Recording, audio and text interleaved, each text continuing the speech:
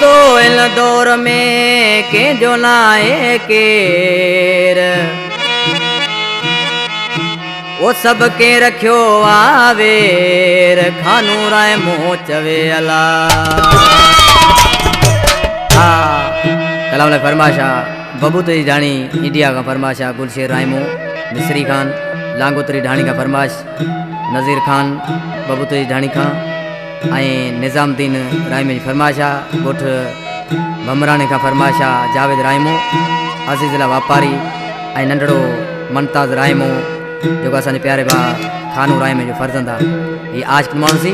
दोस्तन के चे पियो अदा सही हिन दौर में वफ़ाई ना रही के में भी सच्चाई ना पंहिंजनि मां परावन मां सब दर्द मिलिया आहिनि सब साजन सिखाए वो हिन दौर में ओ दोस्तों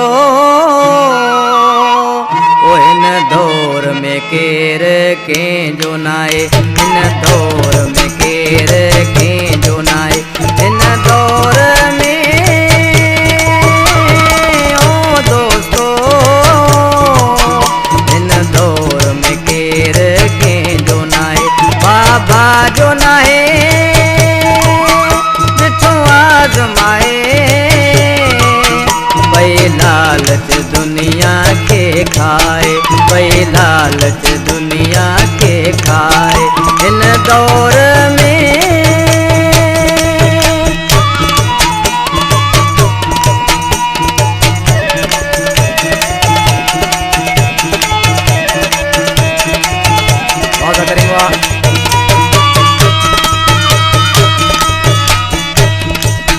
मिलिया पंहिंजनि मां मूंखे सूर वाइन सब मुंहिंजे लाइक पूर वाइन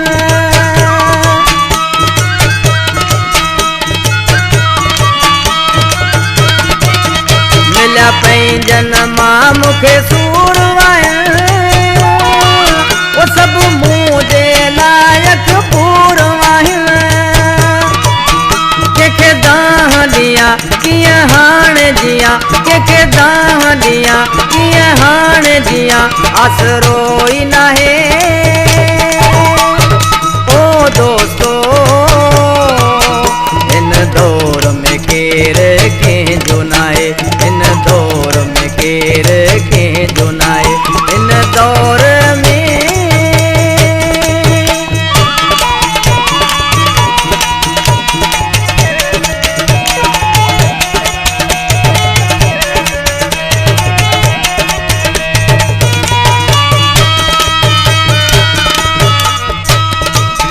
यार दोस्त व्याहिन हथड़ा कदे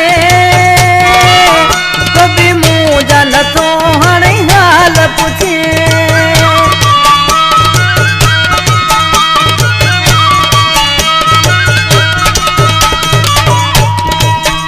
यार दोस्त व्याहिन हथड़ा कदे कभी मुँह जल तो हणे हाल पुछे केड़ो डोह कयम के कुछ न चयम केड़ो डोह कयम के कुछ न चयम अलाए छा थियो आहे ओ दोस्तों इन दौर में केर के जो नाए इन दौर में केर के जो नाए इन दौर में ये फिर दरबार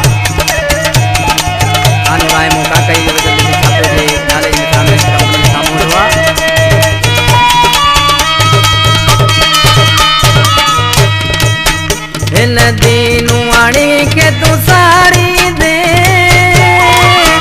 खानू राऊ में लगोड़ा हारी दे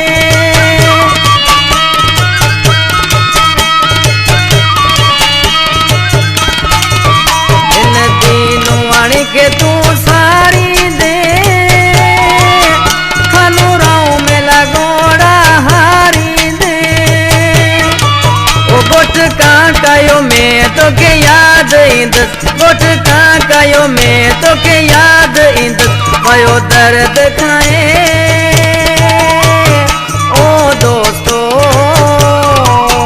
इन दौर में केर बके जो नाए इन दौर